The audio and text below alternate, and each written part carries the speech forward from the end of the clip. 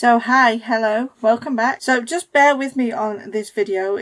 I'm going to try not to make it super complicated, but I've got a couple of things to explain. So if you watched my week 1 video and you do the maths, you will work out that there's probably about 3 or 4 weeks between week 1 video and week 2 video. And there's a reason for that. I'd like to say that I was organised and had everything planned, but this is me and that just doesn't happen. So again, I just started at the wrong time, but I wanted to start eating healthy. My body was feeling a bit rubbish and I wanted to get on this journey, and I actually thought, because we had a trip planned, so I actually thought I'd do week 1, I'd do week 2, I'd go away on holiday, come back, do week 3, and that was all with good intentions. But I wasn't countering in how crazy it is the week when you're getting ready to travel, especially when you're getting ready to travel somewhere abroad. And it was for us, even though it was only me and the husband going, it was still a lot of plans to do, packing and things like that. So I actually recorded my second week video, but I never got it edited and never uploaded it. And I did consider just editing it and uploading it, but it kind of, with things that have gone on, it just, some of the things didn't fit. So if I recorded week 2 and then jumped on, it wouldn't make any sense because there'd still be weeks skipped. So I decided to trash what I'd recorded. I was going to record this video. I'm going to call it week 2. Next week's going to be called week 3, not to confuse new people as they come along, because they can follow it 1, 2, 3 and not think I've skipped a load of things. But this is going to be a wrap up of weeks 2, 3 and 4 and bring us all up to date to today. That's my plan. So I can't actually remember what I talked about in my week 1 video exactly, so I do apologise if anything gets repeated. It's not on purpose. But for week 2 I basically carried on following Broccoli Mum's potato reset meal plan. I think I did talk about this before, that I was following her potato reset. Basically it's potatoes for all the meals in the day. There's no lentils, legumes, oats, pastas, rices in it. It's literally all your meals are based around potatoes. So I was following her meal plan, kind of. I'd adjusted it for me because with the way things work, I was really struggling with the first meal of the day and finding I wasn't eating properly, and then I was getting ravenous. So I decided that I was going to have overnight oats for my first meal of the day, and that worked. And the other 2 meals, if I had 2 meals, were going to be based on potatoes, which I did. Now, I got into this thing where a lot of my meals were just the same. I'll link my Instagram down below. You can see the kind of things I ate. So every day was always overnight oats, oat milk, chia seeds, flax seeds, a little bit of maple syrup for sweetness, and that's what I'd have. Also on a potato reset, you're not supposed to eat fruit, but I also had a couple of bananas with my oats, and that would keep me full and satisfied for absolutely hours, and I'd get on with work and not think about food. Meals 2 and 3 were always based around potatoes, so I'd have things like mashed potatoes, veggies, and then some onion gravy on top. I always have pre-baked potatoes in the fridge, so I would chop some of those up and make potato wedgies and throw Broccoli Mum's cheese sauce on the top of that, along with I always had half a plate of veggies with it. Sometimes it was just things like Hasselback potatoes, but I was kind of just repeating the meals. I did have Broccoli Mum's tomato soup as well, and I would just dip some potato wedgies in that. It was literally 3 tins of chopped tomatoes with some herbs and some stock boiled and blended up. It was a great soup. I also made a couple of days a pea soup, which was just some peas, some leeks, a little bit of stock blended up again. Ate that with some potatoes and some veggies just kind of dipped in it, and I kind of just repeated those meals for the whole of week 2, and it was fantastic, and I was always full and satisfied. I also did, and I know again oats is not part of the potato reset, but I am a snacker,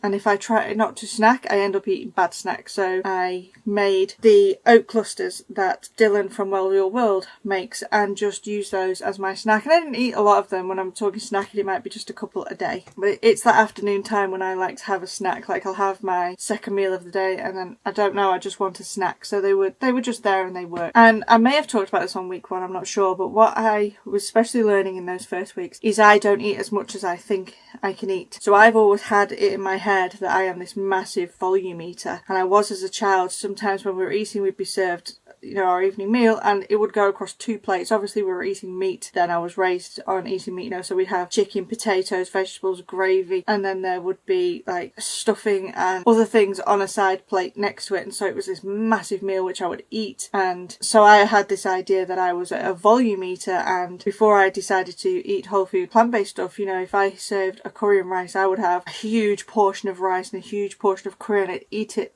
till I was stuffed. But eating this way for those first 2 weeks, what I was actually discovering is I don't eat that as much. When I was having the second meal, it was quite big, so it would be a soup and some vegetables and some potato wedges, and I'm talking a lot of potato wedges, about 3 or 4 potatoes chopped into wedges. I wasn't wanting a third meal of the day, and if I did, it was literally a potato and I was satisfied, and that was a big surprise for me. And so I started to reduce the size of my second meal, but not so that it left me hungry for the afternoon, just so that I would eat later as well. And what I was finding, that I would still get to my third meal and I wasn't eating everything that was on my plate, and that was a huge fight for me, because most people are raised with you have to eat everything that's on your plate. And so I've been trying to listen to my hunger fullness cues, and if I'm full, then stop eating. And this food can be put in the fridge and eaten the next day. It's not going in the bin. You know, that's some of the things fighting this waste idea. So those have been 2 really good revelations for me on the first 2 weeks of eating this way. And for my weight loss for the second week, I lost a whole 4 pounds. I have never lost that much weight in 1 week. It was fantastic. I couldn't believe it when I stepped on the scales how much I was down. So that was like 7 pounds in the first 2 weeks, which is fantastic. And I never felt hungry once. I wasn't picking, I wasn't binging on food, I wasn't eating rubbish, I wasn't sat there feeling deprived. I always felt full and satisfied. So it was amazing. And then week 3 came along. So we went to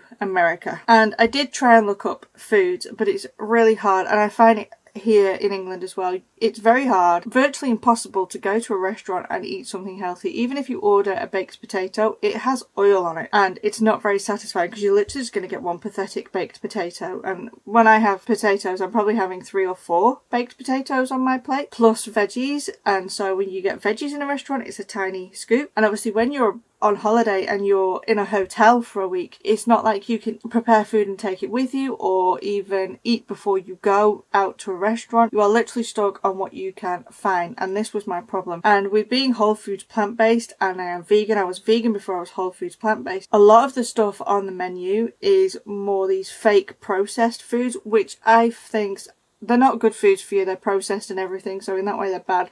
But I think they are great that they have options on the menu for vegans, especially when you're transitioning. It's very helpful. If you go to a restaurant and you want a burger and you're transitioning and there's a vegan burger, you can still eat the same things you used to eat when you're a meat eater. So on that aspect, I think it's fantastic. However, for someone who was trying to eat like me, there was literally nothing on the menu. I had the choice of pastas, which are all oils, and burgers with fries. And so it wasn't the best. I did have fruit in my hotel room. So me and my husband went to the local supermarket. We went to have a look at what we could have, because we did have a fridge in the hotel room, so what we could have. So we got some fruit to snack on. So previously when I'd go away on holiday, I would buy big packets of Oreos, big packets of Lay's crisps, bottles of Coca-Cola, and, you know, just junk food that we don't really get over in England. I know we get Oreos, but they don't taste the same as they do in America. But I would basically just indulge in all the junk food processed things that we could have in the hotel room. And this time I didn't. I swapped it out for, I had a couple of bunches of bananas, of some grapes, some strawberries, yogurt in the fridge, just kept those so that when I was in the hotel room and I was wanting to eat, I had healthy food. The other good thing was the breakfast in the hotel was like an all-you-can-eat buffet, so I got to choose more of what I wanted. They had this big vat of oatmeal,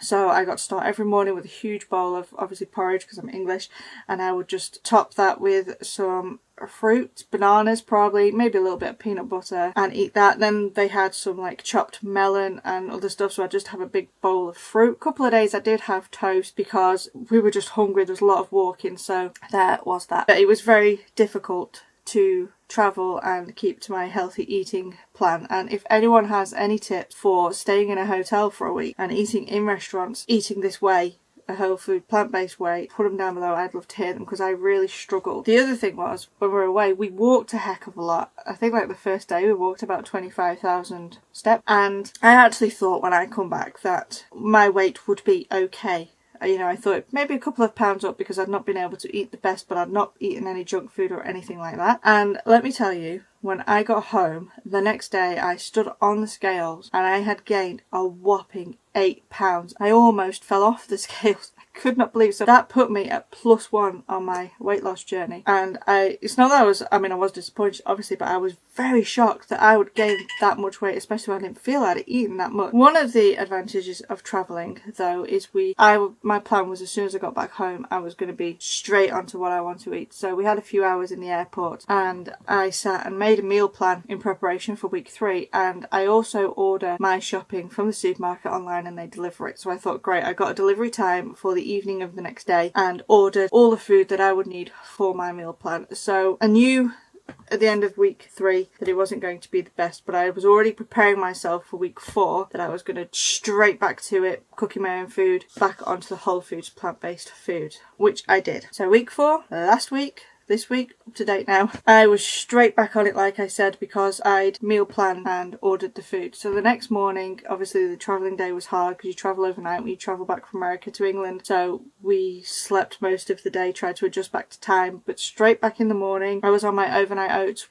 I also prepped some things that are easy. I filled a tray full of potatoes, I baked those, I made a huge vat of the cheese sauce, I made onion gravy, and literally we just wanted something easy to eat that night. So we had mashed potatoes, veggies and gravy on the top, and I was straight back onto this fantastic way of eating. Now I did debate on doing the potato reset and it probably would have been a good time, but I was tired from travelling and I was craving foods again that I had cut out the previous 2 weeks. So what I decided to do was to incorporate some things like lentils and tofu, just to give my meals a little bit of a change, because it was funny how that week kind of undid 2 weeks of my mindset, not necessarily my mindset, but what I was craving. I was craving veggies and whole foods when I got home, which was really good, but I was wanting something different to just the potatoes, and I think that was because I'd had these processed oily foods in my body while we're away. So I decided to make some of my favourite whole foods plant-based, and so last week we had a couple of days where we ate some dal because I absolutely love dal. I made a mushroom stroganoff. What else did I make? I made a tomato and lentil soup. I also made a big box of chopped salad because it's getting a bit warmer here, and I also made Chelsea May's, I'll link her channel or a recipe below,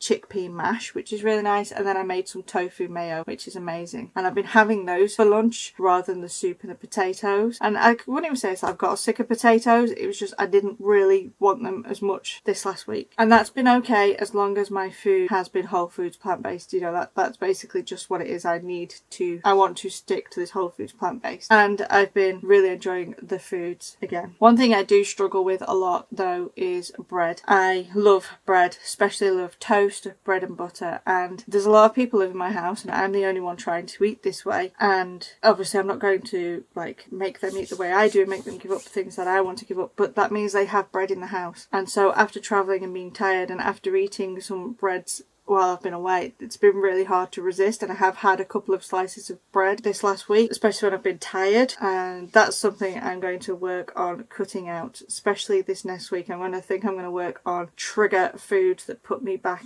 onto the processed foods and how to battle those. But all in all, this last week I felt really good again. I've got back to where I want to be. So I'll just recap you on my weight. So week 1 I lost 3 pounds. Week 2 I lost 4 pounds. So that was a 7 pound gain. Week 3, I gained 8 pounds, which put me at +1. And then this last week, I have lost 4 pounds again. And it is amazing the power of food. I could just come back and drop it again. So I am now at a -3 on my weight. Not where I wanted to be. When I started this journey a month ago, I was hoping to lose a couple of pounds every week. So I'd hope to be at about -8 now, not -3. But with travelling, it's just what it is. And that's life. You have to still live life. And food needs to not be one of these things that controls part of my life. It's just something that fuels me to keep me going. So being down only 3 pounds at the moment is a bit bleh, but it's alright. I've been away and that's just life and that's just how it is. But I'm happy with that and I am ready for the next week of healthy eating. And like I said, I think I'm probably going to try and focus on dealing with my trigger foods and cutting those out and eating healthy still. And that's it. I hope it was a good catch up. As I said, I'm going to title this week 2 and next week's is going to be week 3. So if you follow my journey, you'll know it doesn't quite match up. But if you're watching this much much later, then it will make sense when you come to my channel, or at least that's the hope. This is just my journey. I'm just documenting it, so the titles are 100% mattering. It's just for me being able to document my journey and helping anyone that's coming along for the ride. So like I say, if you do have any tips for travelling, especially when you're staying in hotels, I would absolutely love to hear them, because I've got another couple of trips coming up later in the year that I will need to battle better, and yeah, they might help somebody else. But that's it for me for this week, end of week 4. I shall see you again next week. If you liked this video, don't forget to give it a good old thumbs up and smash that notification bell, and also don't forget to subscribe. I will see you again next week. Bye.